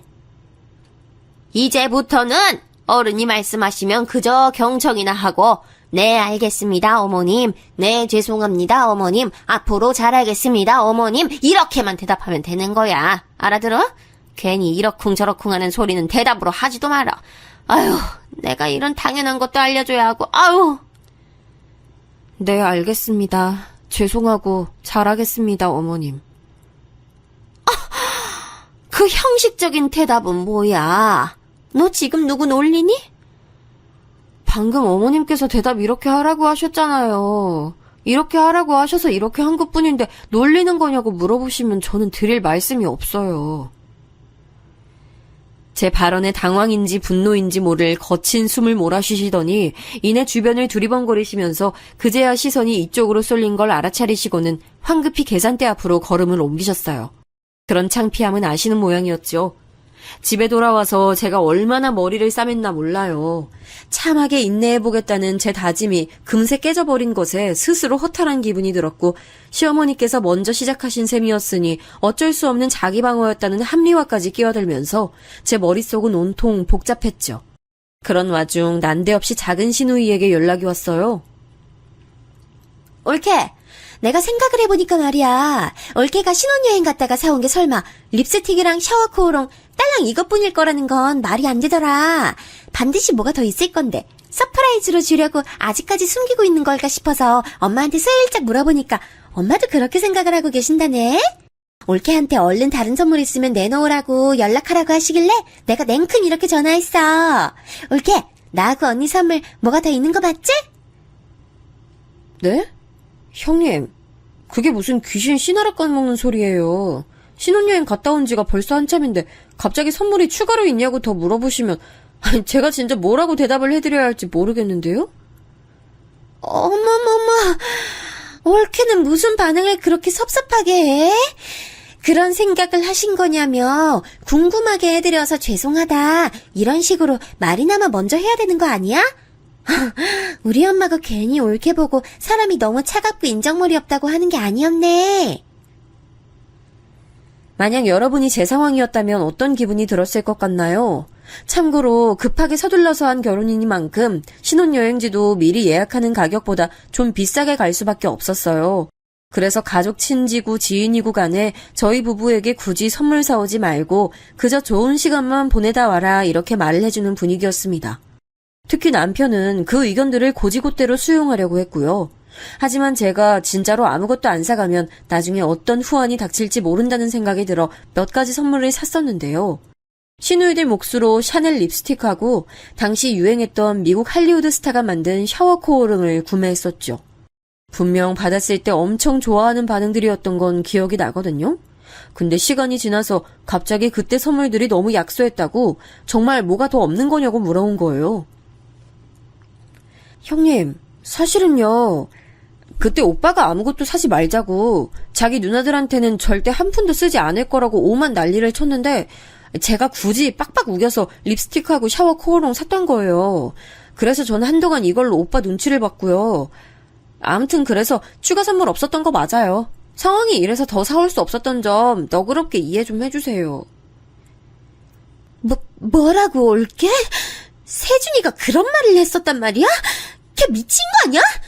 난 신혼여행 갔다가 비싼 젤리 세트 사줬었는데 그 녀석이 자기가 받은 걸 생각 못하고 적반하장이었네? 작은 시누이가 금세 뒤집어져서 분개를 하더라고요. 제가 말에 양념을 치긴 했지만 남편이 아무 선물도 사지 말자고 강력 주장했던 건 분명한 사실이었기에 찔리진 않았습니다. 갑자기 제 남편 욕을 한참 하던 작은 시누이는 돌연 민망해졌는지 헛기침을 하면서 이런 사실을 실토했어요. 아무튼 그랬구나. 아니, 난 우리 엄마가 아무래도 올케가 자기 시댁 식구들 너무 우습게 여기는 것 같다고. 그러니까 신혼여행지에서 선물도 작은 걸로 사온 거라면서. 아니, 진짜 우습게 보는 게 아니라면 선물 따로 더 사다 놨을 거라고. 나한테 연락하셔서 그런 말씀하시니까 정말 그런가 싶은 생각이 확 들어서 올케한테 물어본 거야. 생각해보니까 내가 순간적인 감정에 휩쓸려서 좀 성급했네. 도저히 예사로 넘길 수 없는 내막이었죠. 작은 시누이가 스스로도 아차 싶었는지 전화를 휙 끊어버리는 바람에 제가 뭐라고 꼬치꼬치 캐물어 볼 수가 없었네요. 아니 어쩐지 제가 결혼하고 나서 일부러라도 시누이들하고 애써 접점을 안 만들려고 노력을 다했건만 작은 시누가 갑자기 저한테 전화해서 선물 얘기를 들먹이는 게 너무 뜬금없었죠. 그런데 시어머니께서 사주었던 거예요. 진짜 황당해서 뭐 이런 일이 다 있나 싶었고 일단락 됐으니까 넘기려고 했어요. 그런데 그 이튿날 이번엔 큰 시누이에게 연락이 온 거예요. 올케, 내가 웬만하면 참고 살려고 했는데 생각할수록 섭섭한 것 같아서 차라리 말을 하고 넘어가는 게 나을 것 같더라고. 올케 어떻게 신혼여행지를 그 좋은 데로 갔다 오면서 자기 시조카에 들 선물은 하나도 안 사올 수가 있었어? 난 부스러기 하나 내가 쓸 건 바라지도 않는데 우리 애들 거 안 사온 건 너무 섭섭하더라. 제가 생각이 짧았던 것 같아요, 형님. 아시다시피 경험 없이 급하게 결혼 진행하다 보니 신혼여행 가자마자 긴장이 풀려서 미처 그런 생각까지 못했네요. 너무 죄송해요. 지금이라도 성의 표시 꼭 해드릴게요. 그래? 우리 엄마가 올케는 자기 친정만 챙기고 시댁은 가족이라고 생각 안 하는 사람이라고 하도 그러길래 나도 덩달아 기분이 좀 상했었는데 올케가 단박에 이렇게 나와주면 내가 또 할 말이 없어지네. 알았어. 고마워, 올케. 제가 너무 군더더기 없이 나가니까 당황한 큰 시누이가 내막을 살짝 실토해버리더군요. 역시나 그럴 줄 알았죠. 저는 남편 카드로 인터넷에서 아동 장난감 요즘 최고로 인기 많다는 거 3개를 결제해서 큰 시누네 주소로 보내버렸습니다. 그리고 며칠 뒤 주말이 돼서 시댁에 들렀을 때 모처럼 큰 시누가 와 있길래 마주쳤는데 절 보면서 환하게 웃더라고요. 애들이 너무 좋아하더라. 최소한 30만 원 이상 돈 썼겠던데? 올케 통 크네. 그 정도는 쓰고 살아야지. 옛날엔 장난감이 몇천 원 하고 말았지만 이젠 시대가 바뀌어서 몇만 원짜리가 기본으로 나오잖아. 자기 시댁 조카들에게 돈 안 쓰고 살면 어디다 쓰고 살아. 그러자 옆에서 시어머니께서 한마디 거들어대셨고요. 저를 눈으로 쓱 흘기시더니 왠지 모를 승리자의 기색 같은 걸 만연에 띄우시며 시어머니께서 물을 한 잔 느긋하게 들이키실 때 제가 큰 신우 쪽을 보며 입을 열었습니다. 오빠가 자기 식구들 너무 안 챙기는 사람 같아서 제가 계속 민망했거든요. 그래서 이렇게라도 챙기게 해서 제 마음이 이제 살짝 편해졌어요. 선물 기뻐해 주셔서 너무 좋네요. 세준이가 혹시 챙겨준 거야? 올케가 사준 게 아니라? 올케가 직장생활 하던 사람이라 당연히 수중에 돈이 있으니까 난 그래서 올케가 사준 거라고 엄마랑 둘이 그렇게 생각했는데. 에이, 제가 쓴 거 아니에요. 그거 다 오빠 돈이에요. 제가 오빠 카드로 긁었어요. 순간 콜록하면서 시어머니께서는 살에 들린 소리를 내셨죠. 코에 물이 역류했는지 티슈를 뽑아다가 코까지 풀면서 기침을 하시는 동안 그 옆에서 큰 신우는 당황한 기색을 하고 있었고요. 저만 은은한 미소를 짓고 있는데 시어머니께서 무섭게 눈을 째리면서 화를 내셨어요. 너 돌았니? 그거 아주 코딱지만 하던데 합쳐서 원가 3만 원도 안 나오게 생겼구만. 그딴 걸 가지고 30만 원 이상 지출을 해? 우리 아들이 피와 땀을 흘려서 번 돈을 고작 그런 식으로 낭비했다는 거야? 어머님, 요즘에 아이들 사이에서 최고로 유행하는 장난감이라고 하는데 그 정도 가치라면 아주 비싼 것도 아니에요. 너 진짜 입 안 다물어? 우리 아들 돈을 그딴 거에 쓰다니 분해 죽겠네. 그리고 세연이 너도 넌 딸만 줄줄이 낳아서 네 시댁에서도 불편하게 지내면서 대체 뭐가 잘났다고 딸들 선물을 네 하나뿐인 남동생한테 뜯어내? 분해서 길길이 날뛰던 시어머니는 눈이 돌아갔는지 갑자기 큰 시누를 공격했어요. 가만히 있다가 봉변을 당한 큰 시누이가 단박에 얼굴이 시뻘겋게 달아올랐죠. 엄마, 내가 내 시댁이랑 어색하게 지내는 걸 왜 지금 들먹이셔? 그리고 그놈의 아들 사랑 짜증나서 죽을 것 같아요. 내가 이날 이때까지 엄마를 가장 많이 챙겼는데도 엄마 맨날 결국은 세준이 타령이야. 그리고 엄마는 어린 손녀들보다도 다 큰 아들 하나를 더 위하시잖아. 그러더니 큰 신우가 한참 옥신각신하면서 시어머니와 말다툼을 벌였어요. 저는 뱃속 아기가 소란에 불편해할까봐 멀찍이 베란다로 나가 있었네요. 이윽고 큰 신우가 씩씩거리며 짐을 챙겨서는 시댁을 빠져나갔고 시어머니께서는 손으로 당신의 가슴을 치며 말씀하셨어요. 너 앞으로 우리 아들 돈 함부로 쓰지 마. 네가 전에 돈을 벌어놓으면 뭘 하니. 지금은 땡전 한 푼도 안 벌고 우리 아들한테 기생하고 있잖아. 그런 주제에 염치가 있어야지. 어머님, 저 돈 함부로 안 써요. 근검절약 정신이 기본적으로 박혀있어서 과자도 똑같은 거 사면 300원 아끼려고 다이소 가서 먹거리 코너 가서 사요. 넌 왜 이렇게 사족이기니? 혓바닥이 왜 그렇게 길어? 전생에 뱀이었어? 너 그렇게 말했으니 우리 아들 돈 허투루 안 쓰겠지? 내가 두고 볼게. 네, 저는 기껏해야 돈 꽤나 주고 사 먹는 거라곤 과일밖에 없어요. 원래도 과일 잘 안 먹는데 임신하고 나서 입에 당겨서 그나마 찾는 거예요. 뭐? 올해 과일이 얼마나 비쌀 거라고 뉴스에서 떠드는데 과일도 가격 잘 보고 사 먹어라. 손자도 아니고 손녀인데 많이 먹여서 뚱뚱하게 태어나게 해봤자 좋을 거 뭐 있어. 어머님, 남하든 여하든 잘 먹고 잘 커야 하는 건 똑같죠. 아유, 내가 너 혓바닥 길다고 했지. 그리고 내가 일전에 뭐라 그랬어? 쓸데없는 소리 하지 말고 고분고분하게 대답하라고 했지? 그새 까먹은 거야? 아, 네, 알겠습니다. 죄송합니다.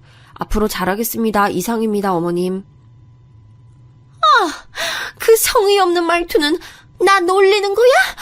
이거를 확시 그냥 아우 왕년의 마순자 성질머리 나오게 만드네.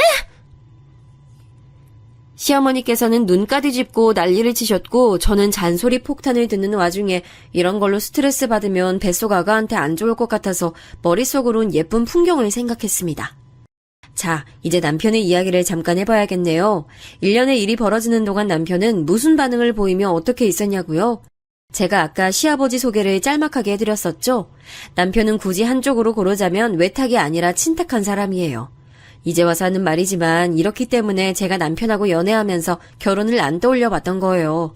정말 모든 방면에서 괜찮은 남자였다면 결혼은 30 이후에 하고 싶다는 철칙이든 뭐든 간에 어쨌든 상대를 놓치기 싫어서라도 결혼하고 싶어 했을 테니까요.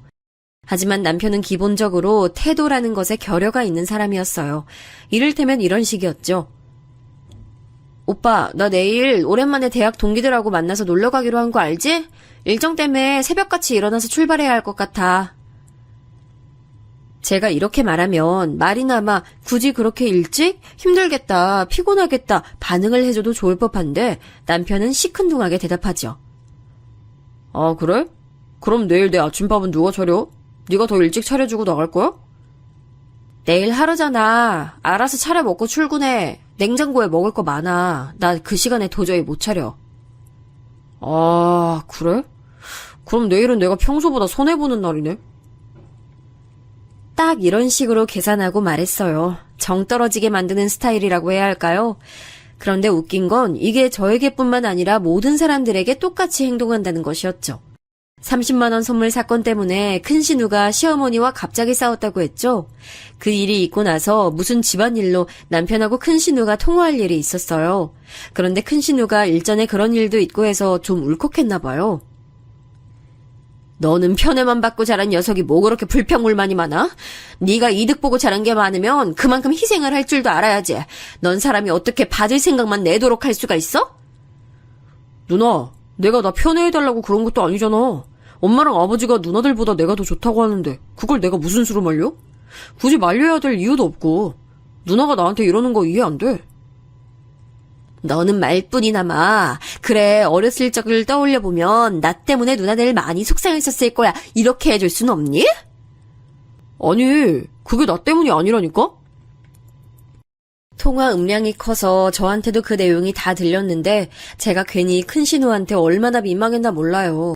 그저 말이나마 맞아 누나 이런 소리가 큰 신우는 듣고 싶었던 모양이었는데 남편은 정말 매정했습니다. 그 이후로 자꾸 제 안에서 큰 신우가 신경 쓰이더라고요. 집안의 장녀로서 희생하며 살아온 부분도 분명 많았을 텐데 결국 사랑과 관심을 독차지한 건 막내 아들이었으니까요. 그래서 제가 고민 끝에 용기를 내서 신우들에게 먼저 안부 문자를 하기 시작했습니다. 별 내용은 아니었고 그냥 좋은 하루 보내시라는 정도가 다였죠. 그런데 처음에는 어색하게 알았다고 답장만 하고 말았던 시누이들이 시간이 좀 지나면서 웃는 표식도 같이 보내주는 등 조금 변화를 보이더라고요. 용기를 내길 잘했다는 생각이 들었네요. 저는 예정일보다 나흘 이르게 출산했어요. 살면서 친정엄마를 애절하게 떠올려 본 적이 없었는데 아이 낳고 나니까 왜 그렇게 생각이 났는지 몰라요. 형제자매도 없는 제 곁에 친정아빠가 찾아와 묵묵히 계셔주신 것이 큰 위안이 됐습니다. 워낙 표현이 없으시고 말수도 적으신 분이라 저에게 딱히 말씀을 주신 건 아니었지만 존재만으로도 좋았어요. 이래서 가족은 가족이라는 생각이 들었네요. 반면 출산 후에 시어머니께서는 궤변을 늘어놓아 저를 놀래키셨고요. 우리 아들 닮아서 콧대가 어여쁘네. 아우, 특히 눈매. 요 눈매가 딱 우리 아들이야. 우리 손녀가 효녀라서 자기 엄마 안 닮고 자기 아빠만 닮았네. 제가 눈이 가로로 시원하게 트여있고 남편은 눈이 세로로 동그란 눈입니다. 그런데 가로로 긴 눈매를 보면서 자꾸만 우리 아들 타령을 하시니까 기가 막혔죠. 어머님, 아기는 저 닮았는데요? 오빠는 쌍꺼풀도 없잖아요. 저는 있고요. 얘 좀 봐라. 우리 집안 유전 받아서 아기 눈이 예쁜 건데 너 무슨 소리를 하니? 아기를 보면 은은하게 내 눈과 비슷한 느낌이 나지 않어? 어머님은 쌍꺼풀 그거 수술하신 거잖아요. 전 자연산이에요. 수술했다고 해서 그게 자기 유전자에 새겨지진 않아요. 그러니까 아기는 제 눈을 닮은 거예요. 아까 복도에서 저희 친정아빠 보셨죠? 아빠도 쌍꺼풀 진하시잖아요. 저희 집안 유전이에요. 저도 모르게 와다다 반박을 하고 말았어요. 시어머니께서는 목부터 이마까지 피부가 빨갛게 달아오르셔서 씩씩거리셨지만 대꾸는 못하셨고요. 너무 심했나 싶어서 제가 아차 싶었지만 사실 저도 참고 참다가 말을 꺼낸 거였습니다. 출산한 저를 향해서 수고했다라는 말씀 한마디 안 해주시는 시어머니 때문에 저도 은근히 기분이 상해 있었기 때문이죠. 그런데 제가 와다다 반박했던 것 때문에 시어머니께서 많이 타격을 입으셨나 봐요. 그 이후로 저에게 날이 선 분위기를 드러내시는 것 같았는데 아니나 다를까 몸 추스르고 제가 일상으로 돌아온 지 얼마 안 됐을 때부터 저를 엄청 갈궈대셨습니다. 하루에 기본 5-6번은 아기 사진이며 동영상이며 알아서 네가 보내야 하는 거 아니야? 난 그렇다고 쳐. 집안 방구석에 들어앉아있는 네 시아비는 산송장 취급이야? 뭐라도 네가 알아서 보내야 도리에 맞는 거지. 아버님께서 한 번도 그런 요구를 안 하셔서 생각을 못했어요. 네, 죄송합니다. 앞으로 잊지 않고 보낼게요. 제가 아기 돌보면서 집안일까지 놓치지 않으려다 보니 정신이 좀 없었네요. 그런 사족은 또 왜 다는 거야? 하여간 너는 학습이라는 게 안 돼.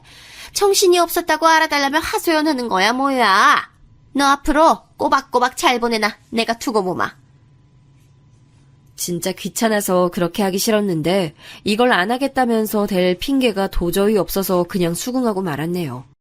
남편은 그때 회사 일이 무척 바빠져서 3주간 거의 매일 야근을 했는데 저 진짜 혼자 아기 보느라 시부모님께 때마다 정성스런 사진과 영상 보내느라 힘들어 죽는 줄 알았어요. 피골이 상접했던 제가 유일하게 반가워했던 연락은 친정아빠였죠. 솔직히 그 이전까지는 왠지 어색한 부녀관계라고 생각했는데 아기 낳고 심리적으로 가까워진 느낌이었어요. 제가 아기하고 찍은 사진을 보내드렸는데 친정아빠가 손녀 얘기는 안 하시고 제 얘기만 하셔서 가슴이 찡했습니다. 보내준 사진 잘 봤어. 그런데 너 그 사이 살이 왜 그렇게 많이 빠졌고 낯빛이 안 좋아졌어? 잘 쉬지도 못하고 잘 먹지도 못하는 모양인데 다음에 내가 가서 아기 봐줄 테니까 넌 좀 쉬어야겠다. 치킨이라도 시켜 먹으라고 지금 돈 붙였으니까 그걸로 맛있는 거 사 먹고 기력 보충해. 무뚝뚝하셨어도 저에 대한 애정만큼은 묻어나는 것에 저는 제 계좌로 들어온 10만 원 보면서 힘을 얻었네요. 누가 치킨값으로 10만 원이나 주나요? 그때는 치킨값 인상되기 전이라서 가격도 더 저렴했는데요. 제가 애정 표현이 적은 딸이라서 차마 대놓고 감사 표현은 못했지만 덕분에 큰 힘을 얻고 독박융아 생활을 이어나갔습니다. 그런데 시어머니께서 어느 날 이제는 때마다 다양한 아기 사진 받으시는 걸로 성에 안 차셨는지 다른 꼬투리를 잡으시더라고요. 너 분명 육아에 정신 팔려서 우리 아들 소홀히 하고 있지? 오늘 저녁 메뉴 우리 아들한테 못 차려줄 거야. 나물이 냉장고에 많아서 비빔밥 해먹으려고 하는데요. 참기름이랑 양념장 맛있는 것도 마침 있고요. 하루 종일 힘들게 일하고 온 사람한테 고기 한 점 없이 비빔밥? 개풀 뜯어먹는 소리하고 자빠졌네. 얼른 나가서 고기 한 근 끊어와. 겉으로 알겠어요, 죄송해요, 잘할게요 라고 하면서 일단 마무리부터 했죠. 그러고 나서 그냥 저녁상으로 비빔밥 차렸어요. 남편이 잘 먹던데요? 고기 따위는 찾지도 않았고요. 그런데 시어머니께서 남편에게 따로 연락을 하신 모양이었어요. 이건 생각 못했는데 치밀하신 분이었습니다. 네가 나를 기만해? 너 어제 우리 아들한테 풀만 먹였다며. 이제 너를 도저히 못 믿겠다. 앞으로 차리는 끼니마다 사진 찍어서 나한테 보내. 너무 싫었는데 그냥 뒤집어 엎을 거 아니면 우선은 꼭 신용이라도 하는 게 나을 것 같아서 그런데 제가 차리는 걸 보시면서 시어머니께서는 썽에 안 차셨나 봐요. 며칠 뒤 시어머니께서 직접 만든 반찬을 가져다 주시겠다고 하시는 걸 거절할 도리가 없었네요. 그런데 설마 그 당일에 바로 오실 줄은 몰랐어요. 손녀 아기를 보고 싶어 하신 저희 친정아빠가 방문하신 참이었거든요. 그런데 때마침 저희 딸아이가 그때 곤히 자고 있었어요. 해올 수 없으니까 저희 친정아빠가 옆에서 가만히 지켜보셨고요. 그런 와중에 시어머니께서 오신 거였는데 당황해서 맞이하고 보니까 반찬뿐만 아니라 웬 국 얼린 것도 가져오셨더라고요. 내가 진작 사골국을 크게 한 솥 끓여서 올려놨었지. 이거 바로 냉동실에 넣어올 테니까 때마다 해동하면 돼. 감사해요, 어머님. 그런데 오빠가 국은 별로 안 좋아하던데요? 내가 그런 건 네가 말 안 해줘도 당연히 알아. 어디서 나를 가르치려 들어. 몸보신용으로 먹으라고 주면 우리 아들은 군말 없이 먹는 편이니까 그렇게 하면 돼. 파 쫑쫑 썰어서 같이 주는 거 잊지 말고. 집에 대파는 있니? 네, 사다 놓은 거 있어요. 그럼 사골국 내놓을 때마다 제가 대파도 안 잊어버리고 꼭 같이 준비할게요. 내가 널 어떻게 믿니? 대파 당장 가져와서 지금 바로 썰어놔. 갑자기 너무 피곤하더라고요. 그래서 저도 모르게 대파를 부엌 다용도실에 집어오면서 한숨을 크게 내셨어요. 그게 심기를 건드렸나 봐요. 순식간에 제게서 대파를 빼앗아 드신 시어머니는 그걸로 제 머리를 후리셨어요. 보자 하니까 이게 아주 그냥 걸핏하면 자기 기분 상한 티 팍팍 내고 와. 넌 네 부모가 너를 그렇게 가르치든? 이따위로 굴라고 하든? 아이고 이를 어째. 이혼 가정이라서 온전치 않은 부모였기에 제대로 배운 것도 없었겠구나. 어머님, 정말 너무하시는 거 아니에요? 왜 이런 걸로 사람을 치세요? 그래도 이게 눈 똑바로 뜨고 지랄해대네. 이딴 불량품은 우리 집안 핏줄을 키울 생각하니 눈앞이 깜깜하다. 시어머니의 악담에 제가 드디어 눈이 휙 돌아가려던 찰나였어요. 순간 친정아빠가 돌연 등장하시더니 그대로 시어머니의 뺨을 짝 하고 치셨습니다. 대파가 부엌 바닥에 떨어졌고 저는 손으로 입을 틀어막은 채 얼어버렸죠. 집에 아빠가 계시다는 걸 제가 잠시 망각하고 있었다는 게 믿기지 않아서 놀라웠고 아빠가 생전 처음 보는 분노한 표정을 하고 계셔서 또한 놀라웠습니다. 맞은 뺨을 부여잡으신 시어머니께서는 아빠의 얼굴을 확인하시곤 경악하셨죠. 상상도 못하셨을 거예요. 설마 지금 집에 아빠가 계실 거라고는. 부모의 과오가 어찌 자식의 결함이 돼야 합니까? 아이, 듣자니 황당한 꼬투리를 잡으시던데 그러는 사부인께서는 바깥사돈하고 의사소통조차 제대로 안 하시는 거 아닙니까? 스스로도 자식들에게 모범되는 부모가 아니면서 뭐 그리 떳떳하세요? 친정아빠가 일가를 터뜨리자 시어머니께서는 당혹스러운 눈빛으로 입술을 꽉 깨물으셨어요. 그러더니 저를 슬쩍 째려보시더라고요. 그걸 보고 아빠는 코웃음 치셨고요. 우리 딸 그렇게 입 가벼운 사람처럼 보실 필요 없습니다. 딸뿐만 아니라 사위도 그렇게 말했으니까요. 마음 같아선 당장에 이혼시키고 싶은데 이혼한 부모의 운명을 물려주는 것 같아서 즉각 이혼하라는 말만은 지금 참고 있는 겁니다. 그러나 이대로 넘어가고 싶지도 않습니다. 우선 바로 건서방부터 오라고 해야겠군요. 예? 안 돼요. 우리 아들 지금 일하고 있을 시간이에요. 일에 지장 가면 안 된다고요. 이런 걸로 일 방해했다고 두고두고 절로 원망할 텐데 절대 안 돼요. 이보시오 사부인. 자식에게 원망 듣는 거 하나 무서우시면서 왜 며느리에겐 이토록 막대하십니까? 부끄러운 줄 아십시오. 그러자 시어머니는 고개를 떨구더니 갑자기 그대로 빠른 걸음을 내서 현관문 쪽으로 가더라고요. 설마 주랭랑을 치실 거라곤 예상 못했기에 현관문 도어락이 열리고 잠기는 소리가 났을 때 어이가 없었어요. 가타부타 말씀도 더 안 하시고 도망치실 줄은 몰랐네요. 부덕했던 나 때문에 네가 힘든 상황을 겪어왔던 거라 생각하면 가슴이 찢어지는구나. 그간 힘들었지? 내가 미안하다. 그렇게 말씀 안 하셔도 돼요, 아빠. 저 별로 힘든 일도 없었어요.